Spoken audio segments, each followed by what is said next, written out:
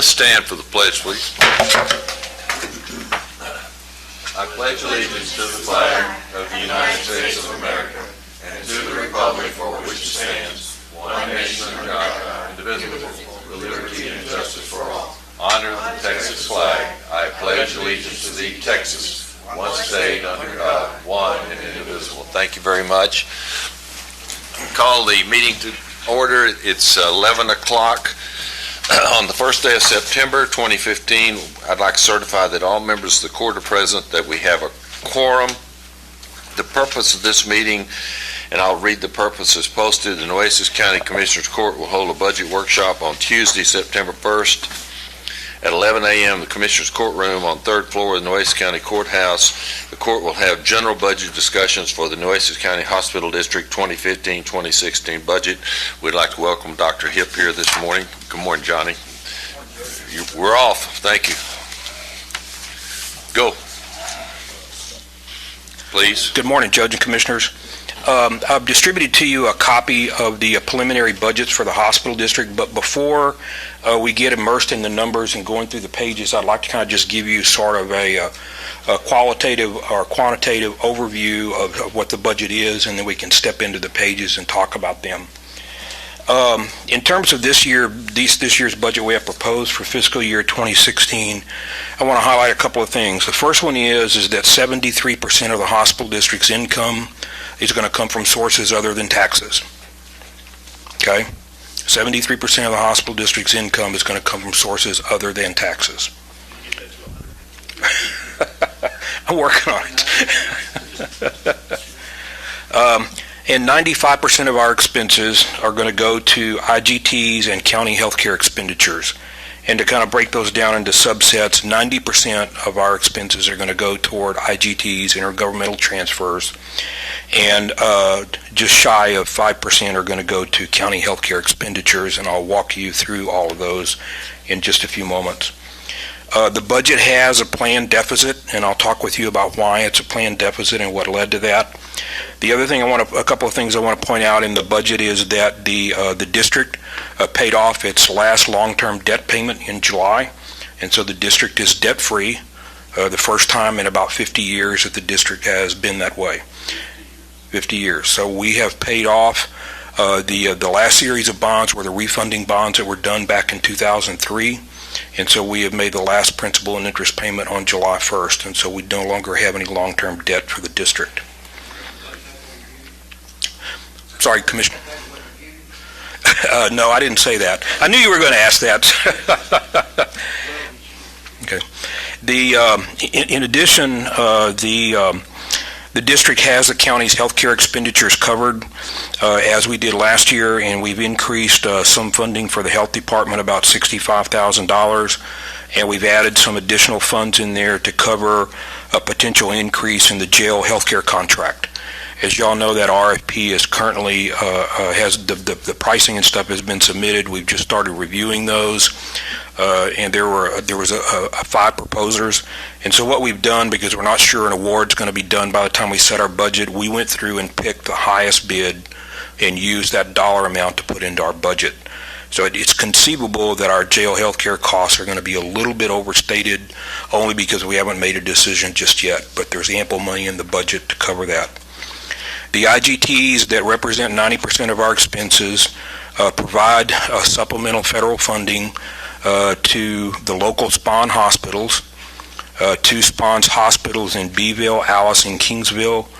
And in addition, they also provide federal funding for Driscoll Children's Hospital, Corpus Christi Medical Center, DTAR Medical Center in Victoria, and the City County Health Department. The budget also takes into account and provides for the hospital district's indigent care program that's covered in our budget. And then the last thing is we have taken an extraordinary expense of about $480,000 in this budget for the pending tax suit that we understand is out there. And so we understand that if we have to make a refund on that it will be basically a cash outlay for us. So according to the accountants, we have to recognize that as an expense in the year that it's incurred.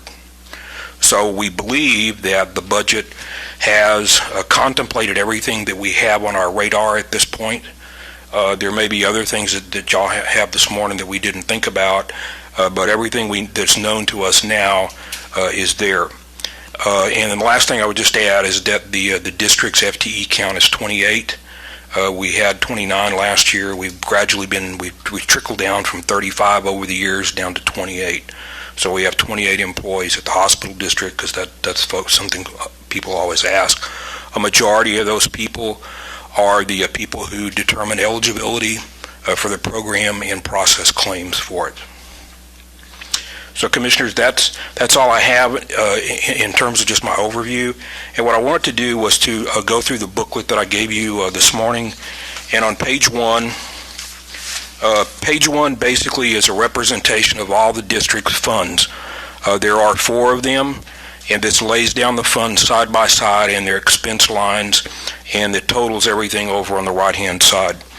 So what I'd like to call your attention to first is to the Indigent Care Fund. That would be the 3rd column from the left, or the 4th column if you're counting the descriptions, down to line 29.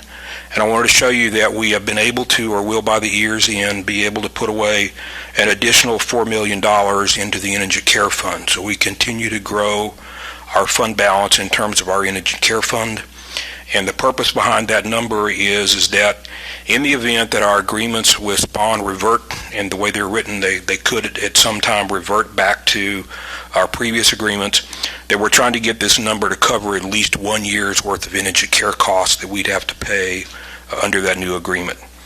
So anyway, as a result of our relationship with SPAWN, we continue to benefit from that in terms of being able to put funds away. Now, the reason that we have a deficit budget this year is because it surrounds the IGTs. The state, just like last year, is in arrears in asking for funding for the IGTs. So we have funds that are committed. The board commits them at the end of every year for use in the following year. And so we have committed funds that are going to carry over from the end of this fiscal year into next fiscal year. So essentially, if you look on the next page, on page 2, and under column number 4, line 32, that $25.7 million there, a bulk of that is going to be committed funds that are IGTs that belonged in this year but were not asked for until next year by the state. So back to page 1. As you can see, our general fund is where we do most of our business in and out of, and so it has most of the expenditures there. The district also receives some tobacco settlement funds, and that's a perpetual fund for benefit of Commissioner Chesney. We receive all of the political subdivisions in the state that provide health care, hospital districts and counties that don't have hospital districts, receive interest income off of the corpus of the settlement. The corpus itself is always there. It's managed by the comptroller's office, and this is our pro rata portion of the interest that comes off of it.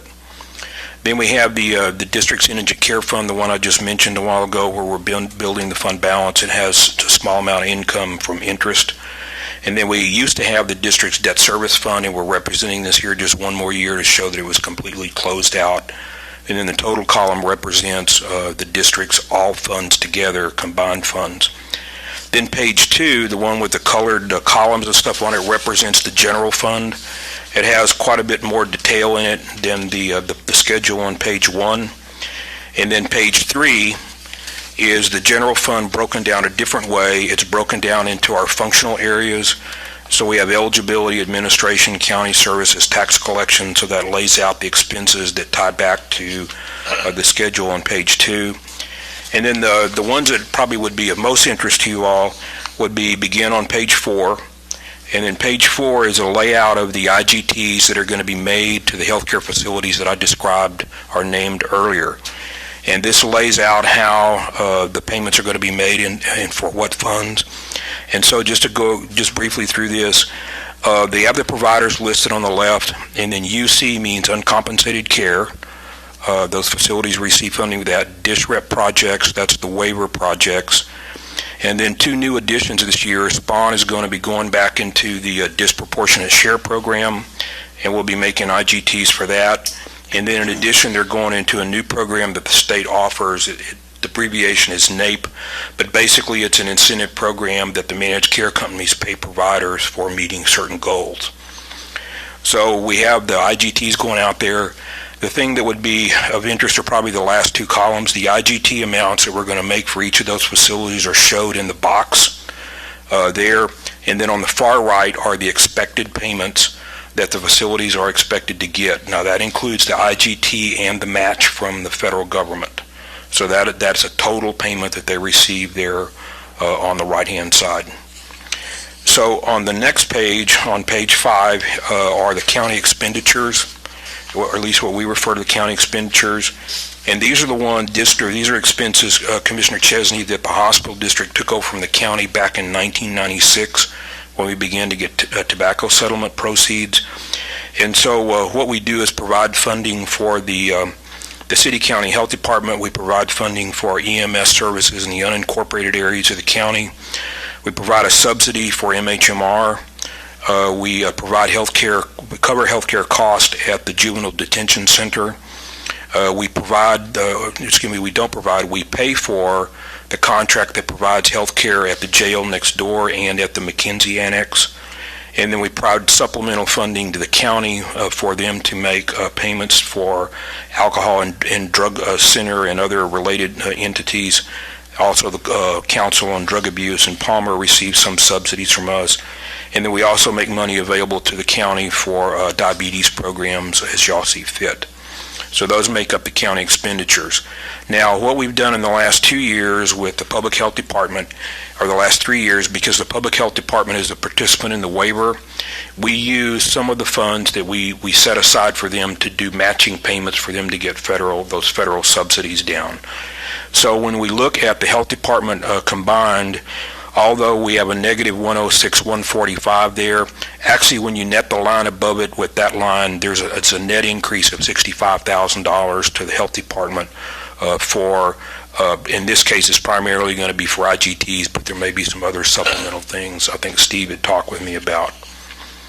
And then on page 6, and I'm not going to go into that, that's basically the hospital district's capital equipment budget is very minimal. Most of it's IT equipment, but we have one.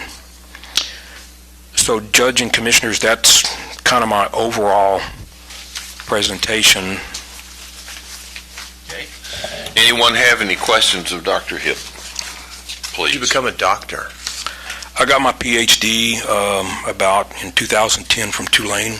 Nice. Yeah. All right. Congratulations. My question really is your tax rate. Yes, sir. Commissioner, if you look at the top of page 2, we have factored in the effective tax rate. At the very top, in very little numbers, our effective tax rate, as we understand it, is 0.129746. And so we've used the effective tax rate for the last several years for the district. And in general, it's supposed to give you the same dollars as last year, but due to some calculation artifacts, it actually has it comes up with about $355,000 more than what we had last year. But it's a calculation artifact when you go through all the numbers in the spreadsheet. But we use the effective tax rate. So at the end of the day, you have helped us adopt our effective tax rate by you've been adopting your effective tax rate. That's correct. Which is outstanding, and I appreciate that. Thank you very much. And in general terminology, as I've said to many people, I think you and your board are doing an outstanding job. The less I hear from someone, the better, and we don't hear much from you guys. And I mean that sincerely because we got other places that we have problems. So I appreciate and applaud the efforts that you and your board and staff make because you run a good ship over there, and you've done a good job with what you have, and I appreciate all of those things in addition to adopting the effective tax rate. Thank you. Commissioner, can I just add, when you do hear from us, it's going to be major. Yeah. So I understand. I'm okay. I'm okay with controversy. If we don't have to have it, we don't. We're with you. And we appreciate that you don't. So thank you. Anyone else have a question or concern with Dr. Hipp? Yes, Your Honor. Johnny, where are we at on our indigent numbers now? I know last year you told us we were down to about 7,700. Where are we at now? Commissioner, I didn't bring that as a part of the budget, but we're down to about 7,500 enrollees in the program. Now, we haven't seen yet the effects of what's going on with the economy and I don't know if that's going to have any effects on it. We'll know over time, but we're well below 10,000 now. We were at 10,000 several years ago. And on the tobacco money that you received from the tobacco fund, I know when I first came here, that was up a little bit and it went down. Are you seeing any change in that, or is it staying fairly flat? Commissioner, it's staying fairly flat, and the reason for that is that the committee that oversees those funds for the comptroller in Austin set up a program to where the disbursements would be fairly consistent over the years. And in the early years when they were dispersing money, the chief complaint was that the amounts vacillated wildly, and it was hard to plan doing things that way. So they restructured their investments and they hold back funds and stuff from year to year to have a smooth, steady flow of payments. So this $550,000 is actually it's about $50,000 less than we think we're actually going to receive, but we never know when there are going to be any new entrants into the pool. But to answer your question more directly, it has been very consistent over the last 4 or 5 years. Johnny, on the disbursements to the different entities. The disbursement to the different entities, are we picking up some of the payments for the other hospitals that also take care of indigents? Or are we the only place that takes care of indigents? Commissioner, the reason that we have a relationship with these other hospitals, Corpus Christi Medical Center, Driscoll to some degree. And what page is that on? I must have... I'm sorry, on page 4, Commissioner. We have indigent care affiliation agreements with all the facilities who receive IGTs that we make IGTs for. And as a condition of that, of us participating with them to draw down federal funds, they have to provide indigent care if someone shows up at their hospital. So if there's an enrollee in our program and they turn up at one of their hospitals, they have to provide the care for them. Like Doctors Regional and somebody shows up to their emergency room and, they take care of them. Do we reimburse them for that service? Commissioner, not at this time, because as a part of the trade-off for them participating in our waiver program and us making IGTs for them, which they retain in the final payment, we don't pay them twice. They get the IGT, but we don't pay them for the indigent care, but there is an expectation that they do take care of the indigent as a part of the trade-off for us working with them in the waiver program. And what part of the waiver program do they receive? They receive, in case of Doctors Regional, they receive both uncompensated care payments and DSRIP payments. That's basically the project payments and the uncompensated care. So do we have the figures for the amount of money they are receiving? Commissioner, it shows I don't have the one for this year, but I have the one for the coming year, and that's what it shows you on this page. And so for... Which is, I don't see specifically that particular...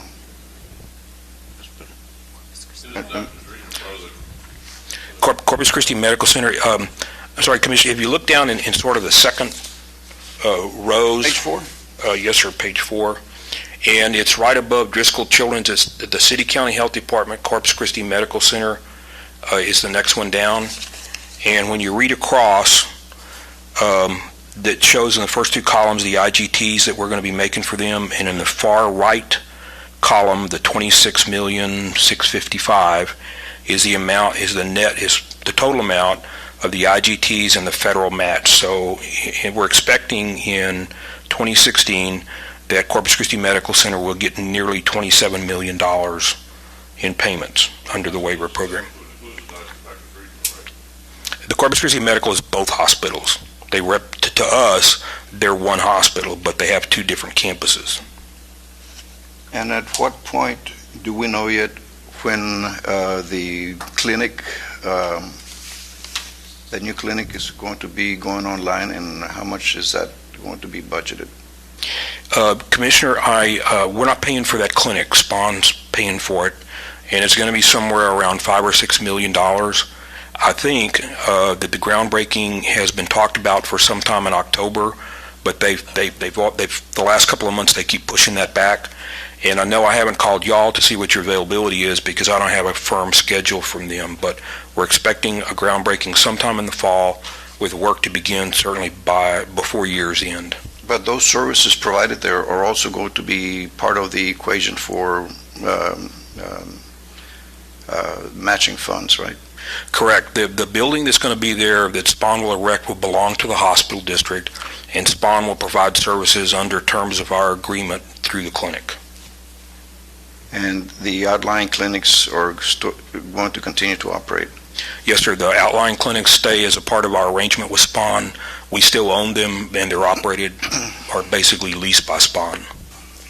Okay, that's all I have. Good questions. Anyone else?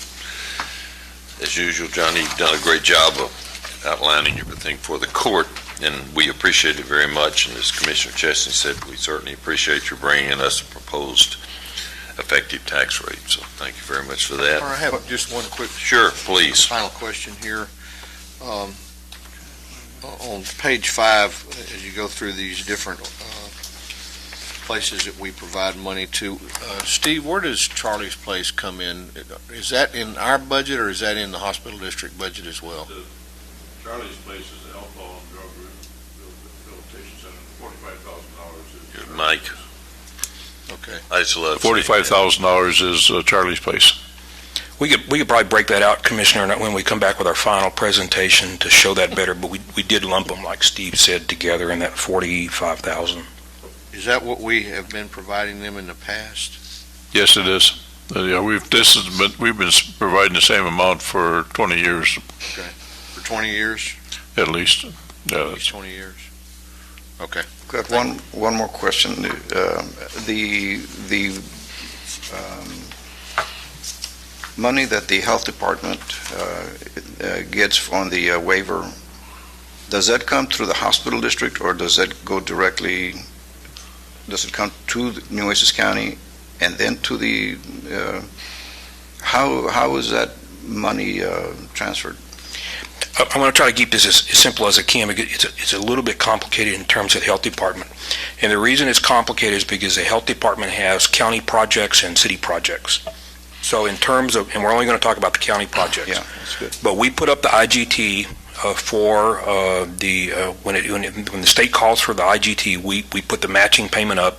They match it with the federal money, and the money goes The hospital district. the hospital So district. you put the money in for the health department. Yes, sir. He does it for both the city and the county's portion. So we put the money up for the IGT, and then they get the federal match, and the money comes back to the county. And then the county has a procedure that they parse that payment apart for the waiver. And I probably need to let Steve talk to you about that. But the money for the waiver projects at the health department come back directly to the county. No payments, either for the health department or any of these other providers, come back through the hospital district. It's a direct relationship between the state and those providers. Well, the funds actually come to the city, and then the city disperses it to us, and then we allocate the funds between the waivers. I stand corrected, but There's just one, they only send it to one entity, and so the check does go to, and they send it to us basically the same, Yeah, Same almost day. the same day they wire the funds to our accounts, yes. so we get our money directly. As soon as the city gets it, they wire it right over, and then the use of those funds, there's a certain amount that the waiver projects, that money is used straight for the waivers, the rest of it's used to supplement our health department Correct. operations. The IGT portion of it goes to our health department, and the additional funds go to our waiver funds, yes. So, if I could, I'd like to finish my question. Could somebody, Steve, I don't know who can do it for me, but I'd like to see, and if it's been 20 years we've been donating to Charlie's Place, that's fine. I'd just like to see what the total contribution of that looks like if we have that information. I can give you that. Okay. I'll give you that. All right, thank you. The only one that's the council on alcohol and drug abuse and Palmer are together. Palmer gets 5,000 of that, and the council gets the 28,000. And in this case, I'm just interested in Charlie's Place. Yes. Thank you. Yeah, I have a question. Chip, on this page 5, that's the monies from the tobacco revenues, right? Yes, to answer your question, the tobacco revenues are about $550,000, so the district makes up the rest of it. All those monies that here, are those given to us and we disperse them to these agencies, or do you do it? No.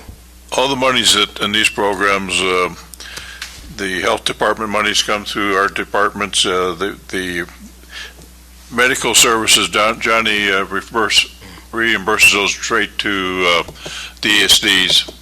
The bills come in and we clear and make sure they're right, and then Johnny gives those funds straight to the ESDs. Johnny sends the money straight directly to MHMR, so that $969,000, that goes to, Correct. from the hospital district. The juvenile detention, again, he sends those monies, Sorry, they send the bill to me and I pay it. he pays the bills, yeah. And of course, the jail, he pays the jail. Directly. It's like the indigent care thing, but he pays those directly, so we don't ever see those monies over here. And Stephen, I could just interject, on the jail contract where it's a tri-party contract, it'd be the county, whoever the jail health provider is, and the district. And the hospital district's role is solely to pay for it. in that Whoever has contract. the contract for the health, for the medical there at the sheriff, at the jail, that's who you pay, right? Yes, sir, we all have that, we're all part of that contract. Yes, but I pay, the hospital district pays for that. And then the last three he reimburses the county, so the county pays Charlie's Place and the Alcohol and Council, Palmer, and the diabetes programs. We make the payments and he reimburses the county. Okay, so that money doesn't come from our general account, it comes directly from the tobacco monies. Well, it's not. I mean, it goes to the general yeah. account at one point, but Yeah, I'm just saying, it's not like it's coming from our general account. It's never in the coming general from fund, right? From the hospital district to a general account, and we distribute it out. But let me clarify one thing I said. The Charlie's Place, the drug programs, they're part of our general fund budget. So we appropriate those funds. Charlie Place not on here, though. It is. The Alcohol and Drug Rehabilitation Center is Charlie's Place. We'll put it as a separate line item, but it is part of the 45,000. And that's the 45,000, that all goes, that 45,000 all goes to Charlie's Place. And then the other one, and it's part of our general fund budget. It's budgeted in Department 4300. And, but the hospital reimburses us, so we get a revenue in, but when we do our budget, we have that appropriation in there. I understand that they give it to us, it goes in our general account, is revenue coming in, we pay it out. But I'm just saying, this is not monies that we paying from our general account per se, that we're raising funds for, because that's what they're giving us to give away. In reality, I mean, they're giving us the money, we put it in general account, and then we pay the agencies. Right. So, that's an additional to whatever we have in our general account. And I would, as Johnny said, of this whole $6.8 million, the tobacco money just covers 500,000 of that. Yeah, but the hospital district covers the rest, not the That's county. right. The hospital. No, this is all, this come from the hospital district. Okay, Yes, sir. that's what I'm only clear here, like if it's coming from us directly, if it's coming from the hospital district. Well, the way I like to present it to the board is the big dollars are covered by the hospital district, and the projects that need the most discretion, we reimburse you for. Those last three things are where the Commissioner's Court has wanted to exercise considerable discretion, and so we simply reimburse you for whatever your costs are up to that dollar amount for those categories. So the mental health, which is the behavioral center, is not coming from the county per se, but it's coming from the hospital district. Yes, sir, I get a letter from them quarterly asking for their pro rata piece of that $969,000. I was always understanding it was part of our general account that we had to set money aside to give to the used to be MHMR now, but it's now declared the behavioral center. Correct. It's part of what the county commissioners sets tax rate for. I mean, it's part of that overall thing. Okay. Anyone else? Dale, any questions? I got one more thing. Can you, since the Commissioner Poser brought up a good point, can you just give us an idea, how long have we been doing all this right here? Is it the same ones we've been doing all the time? Commissioner, we took over these expenditures in 1996, and we can give you the history from 96 forward, but if it goes back further than 96, I don't have that. Just for just Okay. 96. Thank you. Okay, anyone else? Anything else?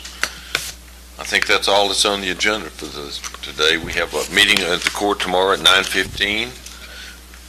We're adjourned. Thank you.